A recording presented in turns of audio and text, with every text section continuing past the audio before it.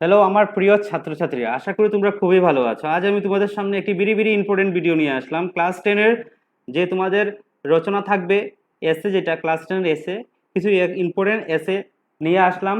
এসের সাথে সাথে যেগুলো ইম্পর্টেন্ট আছে এগুলোর সাথে তোমাদের আনসারও দিয়ে দেবো। এই ভিডিওটা প্রথম থেকে লাস্ট পর্যন্ত ভালোভাবে দেখবে এবং দেখার সাথে সাথে সবাই সবার বন্ধুদের সাথে শেয়ার করে দেবে, সাবস্ক্রাইব করবে, বেল আইকনটি বাজাবে, তাহলে পরীক্ষায় গিয়ে তোমরা কিন্তু এসেগুলা পেয়ে যেতে পারো। ঠিক আছে, চলো শুরু করা যাক আজকের ভিডিওটা। ধরো যে কোনো একটি বিষয় রচনা প্রস্তুত করো, 8 মার্কের থাকবে। মহাপুরুষ শ্রীমন্ত শঙ্করদেব থাকতে পারে। খ নম্বরে মহাপুরুষের জীবনী গ্রন্থ, অসমের পর্যটন শিল্প, মানব সভ্যতা, বিজ্ঞানের অবদান বা দান, যে কোনো একটা আসক একটাই আনসার হবে। তোমার জীবনের লক্ষ্য, ছাত্র জীবন বা ছাত্র জীবনের দায়িত্ব, কর্তব্য। তারপরে অসমের কুটির শিল্প, নোভেল করোনা ভাইরাস বা সম্প্রতিকালে নোভেল করোনা ভাইরাস সংক্রমণ প্রতিরোধে ছাত্রছাত্রীদের ভূমিকা বা অসমের প্রাকৃতিক সম্পদ। এগুলো তোমাদের ভেরি ইম্পর্টেন্ট। ঠিক আছে, এগুলো আমি তোমাদেরকে সব আনসার দিয়ে দিচ্ছি। দেখো তোমরা আনসারগুলা এই বুঝিয়ে তোমাদের পড়ে পড়ে তোমাদের দিচ্ছি সবগুলো আনসার এখানে লিখে আমি সুন্দর করে সাজিয়ে দিয়েছি। আশা করি তোমাদের এগুলা তোমাদের উপকার হবে। পরীক্ষাতে গিয়ে তোমরা ভালোভাবে লিখে শিখে নেবে। ঠিক আছে, তোমাদের তো আপকামিং এক্সাম, বাংলা এক্সাম।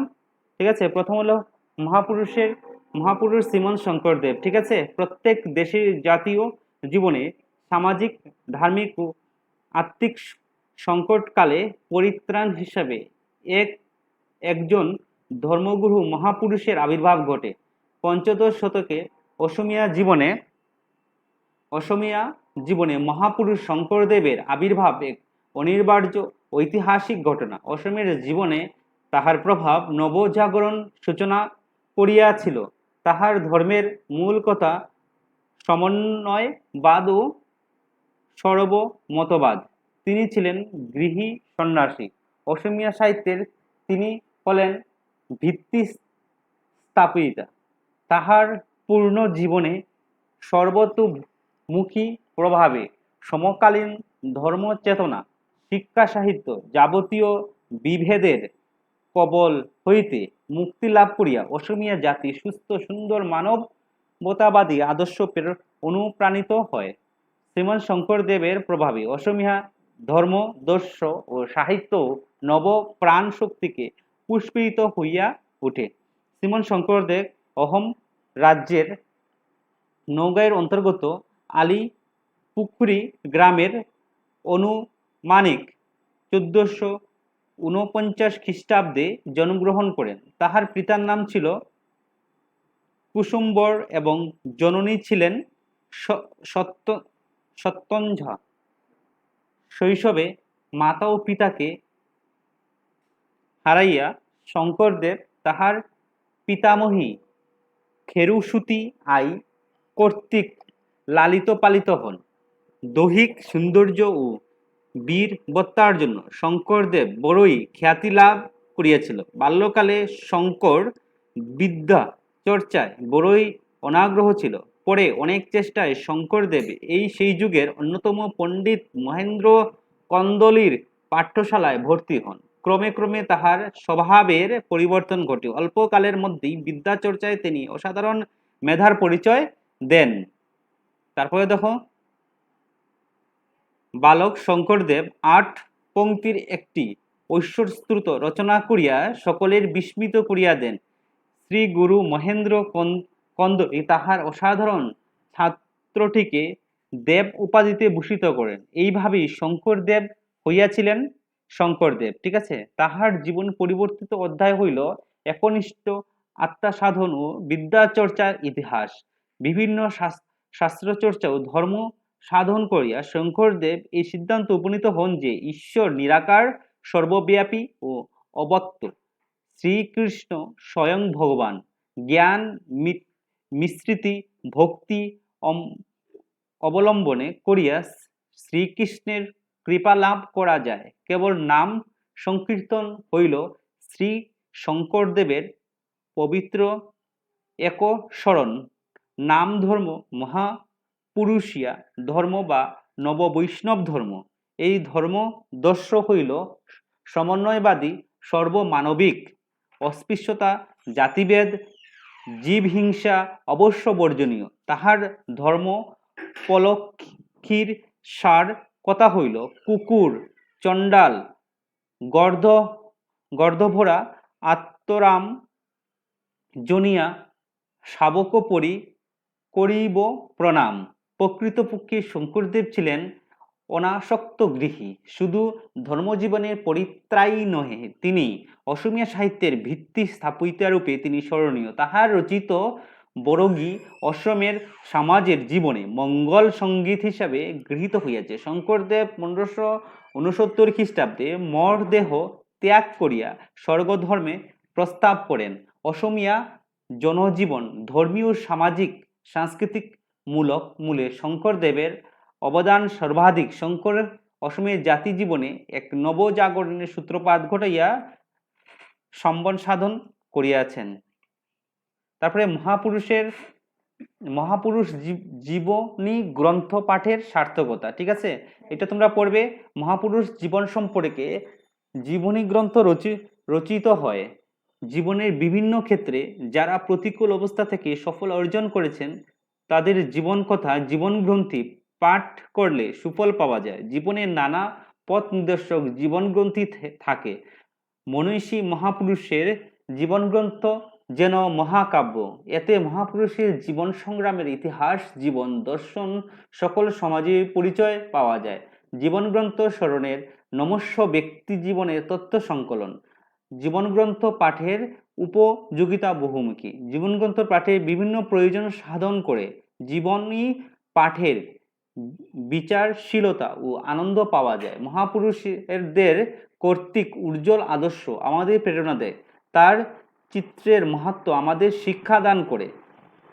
চরিত্র গ্রন্থ এক কথায় শিক্ষার উপায়, জ্ঞান লাভের উপায়। দেশের জাতীয় জীবনের বিভিন্ন ধাপ মনীষী মহাপুরুষেরা কিরূপ পথ অবলম্বন করে জাতির কল্যাণ সাধন করেছেন তা শিক্ষামূলক। জীবন গ্রন্থ থেকে মহাপুরুষের চারিত্রিক চরিত্র পাওয়া যায়, তার সামাজিক ও রাজনৈতিক চিন্তা আদর্শের কথা জানা যায়। এইভাবে শিক্ষা গ্রহণ করে সমাজের উন্নতির পথে এগিয়ে যেতে পারে। এইভাবেই মহৎ জীবন যত পাঠ তত ব্যক্তির কল্যাণ, সমাজের মঙ্গল সাধিত হবে। সেম এরকম যে অসমের পর্যটন শিল্প, এটা তোমাদের দিয়ে দিচ্ছি, এটা তোমাদের সুন্দর করে তোমরা শিখে নেবে, দেখে দেখে দেখে দেখে পড়ে তোমরা এটা শিখে নেবে। অসমের পর্যটন শিল্প, ঠিক আছে।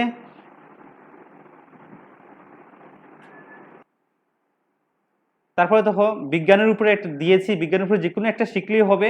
সভ্যতার অগ্রগতি, বিজ্ঞানের ভূমিকা। বিজ্ঞানের ভূমিকা দিয়েছি, দেখো বুদ্ধি ও মননের শক্তির মানুষের অনন্য।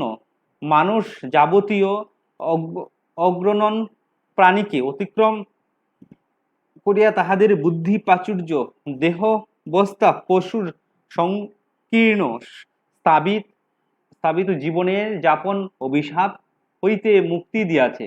মানুষ যাহা পাইয়াছে শুধু তাহাই যেন তৃপ্ত নহে, সে আরো ও পাইতে চায়, জানিতে চায়। আরো অপূর্ণ অভিলাষ মানুষের আরো বেশি করিয়া কর্মচঞ্চল করিয়াছে।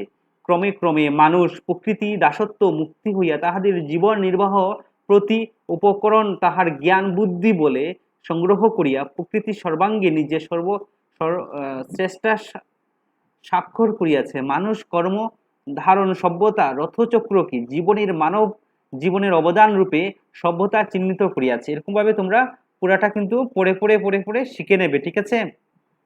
আমি পুরাটা দিচ্ছি না, আস্তে আস্তে তোমরা পড়ে পড়ে শিখে নেবে, ঠিক আছে। লাস্ট ভিডিওতে পড়াচ্ছি যে জীবনের ব্যবহারিক জীবনে কাজে লাগে না, অথচ মানুষের প্রাপ্তি মনোলোক সমৃদ্ধ হইতে পারে। আধুনিক বিজ্ঞান তাহার সাধন অলস ও আধুনিক বিজ্ঞান সৃষ্টির নিত্যনৈতিক ইতিহাস, দিবারাত্রি আবির্ভাব, তিরোভাব, গ্রহরত্ন রহস্য, এমনকি গ্রহরত্নের যাত্রার অভিলাষ প্রতিবদ্ধ কতগুলি আবিষ্কার, বেতার, চলচ্চিত্র, দূরদর্শন প্রভৃতি উপেক্ষণীয় নয়। আধুনিক সভ্যতা বিজ্ঞানের ক্ষেত্রে সর্বাপেক্ষা অধিক সাফল্য লাভ করিয়াছে। আধুনিক বিজ্ঞান গুরু শুভঙ্কর রূপেই কেবল সভ্যতা নয়, ইহার সভ্যতারই বিকাশেও নানা বিস্ময়কর অবদান সমৃদ্ধ করিয়াছে।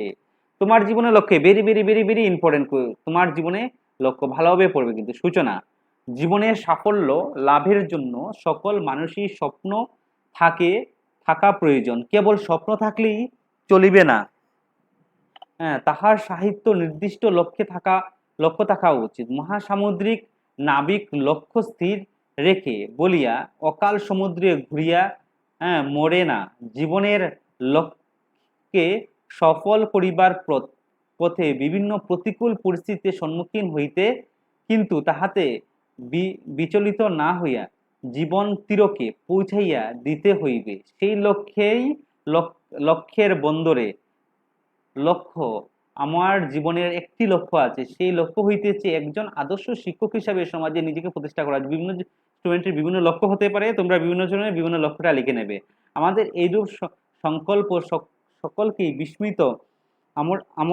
আমরা বন্ধুদের মধ্যে কেহ ডাক্তার, কেহ ইঞ্জিনিয়ার, কেহ বা আইএএস অফিসার হইতে চায়, কারণ বর্তমান জীবনে সচ্ছল ভাব থাকিতে হইলে এই সমস্ত বিদ্যা শিক্ষার প্রয়োজন বলিয়া তাহার মনে আমি বিদ্যালয়ের শিক্ষকদের প্রদর্শিত আদর্শ গ্রহণ করতে ইচ্ছুক। লক্ষ্যের কারণ, আমাদের অভিমত শিক্ষকের জীবনে আর্থিক সচ্ছলতা খুব বেশি না হইলেও সমাজ শিক্ষকের স্থান অনেক ঊর্ধ্বে। শিক্ষক কি তিনি যে কোনো শ্রেণীরই হোক না কেন, নিজের ক্ষেত্রে তিনি আপনের উজাড় করিয়া শিক্ষাদান করেন। তিনি একটি মহৎ দায়িত্ব পালনে প্রতিবদ্ধ। শিক্ষক বলা হয় জাতির মেরুদণ্ড। প্রাণে প্রাণে জ্ঞান আলোক বর্তিকা জ্বলিয়া তিনি নিজেকে অন্ধকার দূর করেন। কমলমতি শিশু যুবক যুবতীর ভবিষ্যৎ জীবন উপযুক্ত করিয়া শিক্ষাদান করেন, যাহাতে তাহার অনুসুপুষ্টিত হইতে পারে। কেবল পুঁথিগত শিক্ষা নয়, প্রকৃত মানুষ হইবার মন্ত্রে তাহার এইরূপ মহৎ প্রেরণা আমাদের মতে অন্য যে কোনো বৃত্তির তলায় শ্রেষ্ঠ। সংকল্প সাধনা। আমি সাহিত্যের ছাত্র, সাহিত্য স্নাতকোত্তর ডিগ্রি অর্জন করিয়া বিএড সম্পূর্ণ করিয়া শিক্ষকতা বৃত্তি যোগদান করিব, শিক্ষাবৃত্তিতে যোগদান করিব এবং চারিত্রিক বিশুদ্ধতা বজায় রাখবো। এরকম করে পড়বে। এরপরে উপসংহারটা ভালোভাবে তোমরা কি করবে, পড়ে নেবে, ঠিক আছে। তারপরে ছাত্র সমাজের দায়িত্ব ও কর্তব্য। ছাত্র সমাজের দায়িত্ব ও কর্তব্যটাও তোমরা কি করবে, পড়ে নেবে। বিদ্যাভ্যাস কেবল ছাত্র জীবনের কর্তব্য উদ্দেশ্য নয়, মানব শিশুকে বিদ্যালয়ের পাঠানো হয় যাতে সে শিক্ষা লাভ করিয়া মানুষত্বের অধিকার হইতে পারে। এরকম ভাবে তোমরা কিন্তু সুন্দর করে পড়ে শিখে নেবে এটা, ঠিক আছে। আস্তে আস্তে পড়ে শিখে নেবে। যেমন কোনো একটি দেশের ছাত্র সমাজ উত্তর রাষ্ট্রের কর্ণধার হইবে, আদর্শবান শিক্ষক হইবেন, রণক্ষেত্রে শৃঙ্খলে সৈন্য পরিচালনা করবেন, মুমূর্ষু সুস্থতা আশ্বাস আনিবে। এই সমস্ত গুরুদায়িত্ব জন্য সুস্বাস্থ্যের জ্ঞান লাভ ও নস্ত্র অভাবের একদল দেশকর্মী আজকাল ছাত্রদের পক্ষে সুপ্ত ভবিষ্যতে রূপে দেশকর্মী, ঠিক আছে। এরকম ভাবে তোমরা পুরাটা পড়ে নেবে আস্তে আস্তে করে, ঠিক আছে। সুন্দর করে আস্তে আস্তে দেখে পড়ে নেবে, পুরাটা আমি পড়াচ্ছি না, ঠিক আছে। তারপরে দেখো অসমের কুটির শিল্প 6 নম্বরে আছে, দেখবে অসমের কুটির শিল্প। প্রথমে কি আছে, ভূমিকা হলো এক সময় অসমের কুটির শিল্প শ্রেষ্ঠ আসন লাভ করিয়াছে। কুটিরজাত শিল্পের জন্য অসমের নাম সমগ্র ভারতে ছড়িয়া পড়িয়াছিল। শিল্পের চতুর্য ও সৌন্দর্যের জন্য অসমে কুটির শিল্পজাত দ্রব্য সুনাম অর্জন করিয়াছে। কুটির শিল্পের ইতিহাসের অবস্থান, এরি, মুগা, পাট, কার্পাসজাত বস্ত্রের জন্য অসমের কুটির শিল্প আজ বিখ্যাত। অসমের গামছা, মেঘলা ভারতের তথ্য দেশে বিদেশে দেশের সমাদর লাভ করেছে। কাঁসা পিতলের নানা প্রকার বাসন তৈরি শিল্প, কাঠ, বাঁশ, বেত তৈরির সামগ্রী, হাতির দাঁত শিল্প ইত্যাদি অসমের মানুষের স্বাবলম্বী করে তুলতে সহায়তা করেছে। মানুষের পাট, মুখ, রেশমি বস্ত্র, মেঘলা হারামের অত্যন্ত সমাদরে লাভ করেছে। কাঁসা পিতলের বাসনের জন্য অসমের এক সময় ভারত বিখ্যাত ছিল, ঠিক আছে। এরকম ভাবে তোমরা পুরাটা সুন্দর করে পড়ে নেবে, ঠিক আছে। অসমের পুরানো মঠ ও মন্দিরের গুলিতে কুটির শিল্পের চাতুর্য ও সৌন্দর্য পরিস্ফুট, ঠিক আছে। পুরাটা পড়ে নেবে তোমরা। কুটির শিল্পের অবনতির কারণ, কিভাবে অবনতি হয়েছে। অসমের বিভিন্ন প্রকার কুটির শিল্প থাকা সত্ত্বেও আজ অসমের আর্থিক দিক দিয়ে বিপর্যস্ত এক অনগ্রসর রাজ্য। যন্ত্রশিল্পের প্রসার ও নগরায়নের কাঁচামালের অভাব, বাজার ব্যবস্থার ত্রুটির অভাবের কারণে অসমে কুটির শিল্পে আজ প্রায় ধ্বংসের মুখে এসে দাঁড়িয়েছে। কুটির শিল্পের উন্নতির উপায় কিভাবে উন্নতি করা যাবে? কুটির শিল্পের উন্নতির জন্য আধুনিকরণের একান্ত প্রয়োজন। সরকারি উদ্যোগের শিল্পে কারিগরি প্রশিক্ষণ দেওয়ার প্রয়োজন ও ভারতের সকল রাজ্যে বিপণনের ব্যবস্থা করা প্রয়োজন। এর ফলে অসমের বেকার সমস্যার কিছু সুরাহা হবে। উপসংহার: অসমে কুটির শিল্পজাত সামগ্রী ভারতের গৌরব। তাই এই রাজ্যেও সমবায় সংস্থা কুটির শিল্প সমূহ যথাযথ মর্যাদা উন্নতির দিশা দিতে পারলে শিল্পের ও আর্থিক দুর্দশা তেমনি নতুন প্রজন্মের শিল্পের সৃষ্টি এগিয়ে আসবে। ঠিক আছে, তারপরে দেখো এটা ভেরি ভেরি ইম্পর্টেন্ট। অসমের সাম্প্রতিক নোভেল করোনা ভাইরাস বা সংক্রমণের প্রতিরোধে ছাত্রছাত্রীর ভূমিকা বা নোভেল করোনা ভাইরাস আসলেও তোমরা সেম লিখতে পারবে। ভূমিকা: করোনা ভাইরাস যার পোশাকি নাম নোভেল কোভিড-19 সেই রোগকে বিশ্ব স্বাস্থ্য সংস্থা মহামারী ঘোষণা করেছে। করোনা ভাইরাস এমন একটি সংক্রমণ ভাইরাস যা আগে কখনো মানুষের মধ্যে ছড়ায়নি। এই ভাইরাস আরেকটি নাম হলো নোভেল করোনা ভাইরাস। করোনা ভাইরাসের অনেকটি প্রজাতি আছে, কিন্তু এর মধ্যে 6টি প্রজাতি মানুষের দেহে সংক্রামিত হতে পারে। তবে নতুন ধরনের ভাইরাসের কারণে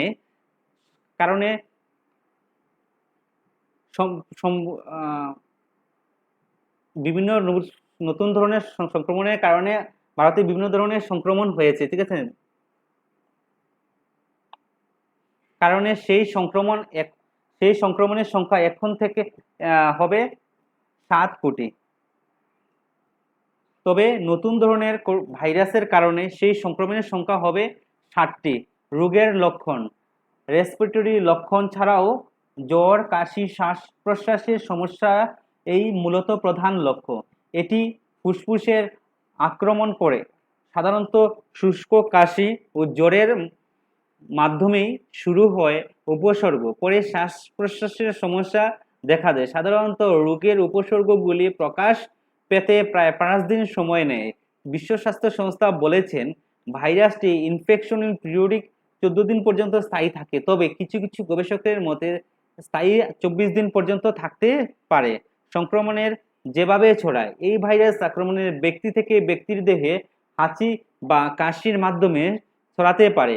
কোনো সুস্থ ব্যক্তি যখন করোনা আক্রান্ত ব্যক্তির দেহে হাঁচি বা কাশির শুষ্ক কণা শ্বাস-প্রশ্বাসের হাতের সংস্পর্শের মাধ্যমে মুখে নেন, তখন তার দেহে করোনা সংক্রমণ ছড়াতে পারে। করোনা ভাইরাস কি? করোনা ভাইরাস কোনো একটি ভাইরাস নয়, ভাইরাসের গোষ্ঠীর একটি গোষ্ঠী মানুষের মধ্যে ছড়ায়। একাধিক অসুখ, সাধারণ সর্দি কাশি থেকে শুরু করে অতি জটিল এবং প্রায়শই প্রাণঘাতী সার্ক মার্সের মতো এই ভাইরাসের নাম এসেছে তার আকার থেকে, যা কিনা একটি মুকুটের বা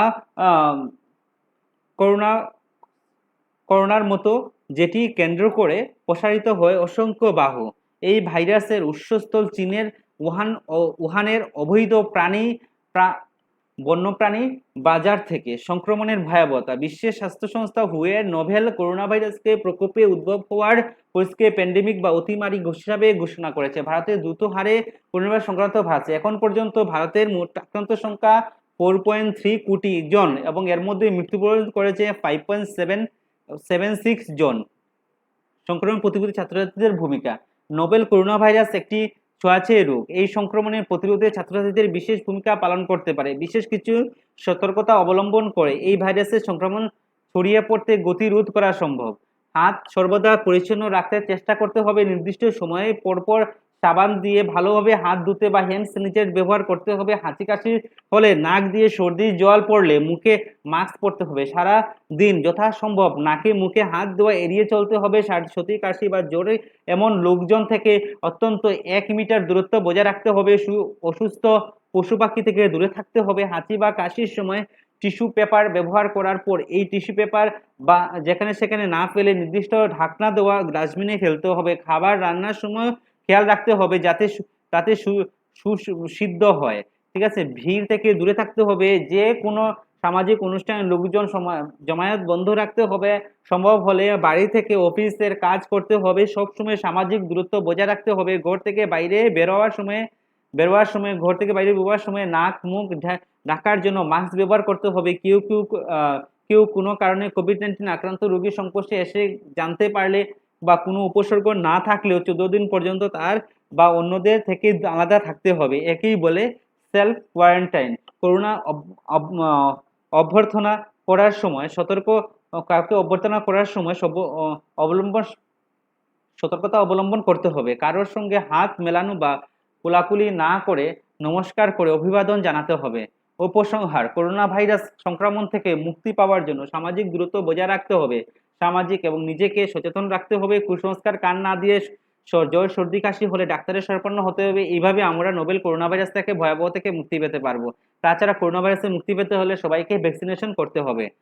তারপরে দেখো প্রাকৃতিক সম্পদ। প্রাকৃতিক সম্পদ প্রকৃতি দেবী সম্পদের সৌন্দর্য অসমকে কানায় কানায় ভরিয়ে দিয়েছে। ভারতের প্রাকৃতিক সম্পদে সমৃদ্ধ রাজ্যগুলির অন্যতম এই অসম। শুধু দৃষ্টিকানন, নৈসর্গিক সৌন্দর্য ও বিভিন্ন প্রাকৃতিক সম্পদের জন্য এই রাজ্য এক স্বতন্ত্র মর্যাদা দাবি রাখে। এভাবে গভীর অরণ্য, খরস্রোতী নদী, পাহাড় পর্বত এবং অন্যান্য জীবজন্তু দেশে বৈদেশিক পর্যটকদের নিতান্ত আকৃষ্ট করে। এই প্রধান দুইটি নদী ব্রহ্মপুত্র, বরাক বহু শাখা প্রশাখা নিয়ে সমগ্র অসমে উর্বরতা দান করে যাচ্ছে।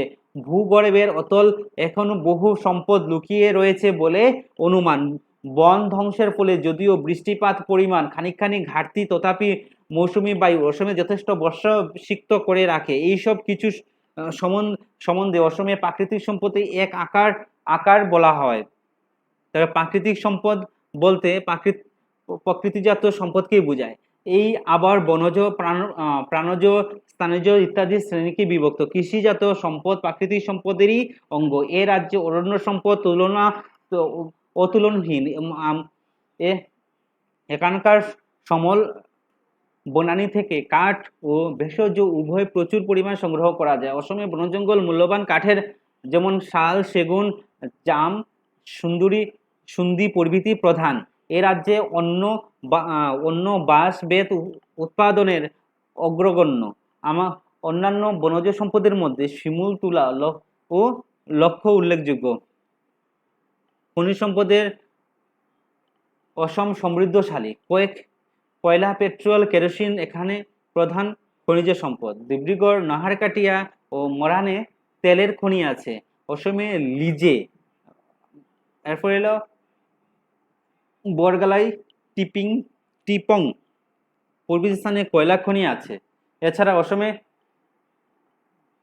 বিস্তৃত অঞ্চল জুড়ে চুনাপাথর ও অভ্র সঞ্চিত রয়েছে। এ রাজ্যে ভূগর্ভে এখনো অনাবাসকৃত প্রচুর খনিজ সম্পদ রয়েছে বলে বিশেষজ্ঞদের ধারণা। বরাক উপত্যকায় প্রচুর পেট্রোলের সন্ধান পাওয়া গেছে। অসমের বনজঙ্গলের বিভিন্ন প্রজাতির পশু পাখি রয়েছে। হাতি, বাঘ, বানর, গন্ডার ছাড়াও দুর্লভ প্রজাতির কিছু সিংধারী গন্ডার পৃথিবী বিখ্যাত। অসমের কৃষিজাত ভূমি উর্বর। এখানে ধান, পাট, কার্পাস, সরিষা, আলু প্রভৃতি নানা ধরনের শস্য উৎপাদিত হয়। অসমে চা জগৎ বিখ্যাত। এখানে বিভিন্ন ধরনের ফলের চাষ হয়। যে এন্ডি, মুগা ভারতের বস্ত্র শিল্প বিশেষ স্থান অধিকার করে আছে এখানে। তাছাড়াও এক কৃষিজাত সামগ্রী। সুতরাং দেখা যায় যে অসমের দিক থেকে অত্যন্ত সমৃদ্ধ। তবুও দুঃখিত যে এই বিষয়ে যে অসম এখন পর্যন্ত তেমন মূলত আধুনিক যোগাযোগ ব্যবস্থার অভাব ও সন্ত্রাসবাদীদের কার্যকলাপের জন্য। এ কারণে অসমের অনেক সম্পদ অবহেলিত হিসাবে রয়ে গেছে। এই প্রতিকূল দূর করা গেলে অসমের ভবিষ্যতে অনেকখানি ক্ষেত্রে যথেষ্ট স্বনির্ভর অর্জন করা হবে। এটা হলো তোমাদের এই 8টা প্যারাগ্রাফের আনসার। ঠিক আছে, মহাপুরুষের জীবনী, তারপরে মহাপুরুষের জীবন গ্রন্থ, অসমের পর্যটন শিল্প, মানব সভ্যতায় বিজ্ঞানের দান, তোমার জীবনের লক্ষ্য, ছাত্র জীবন,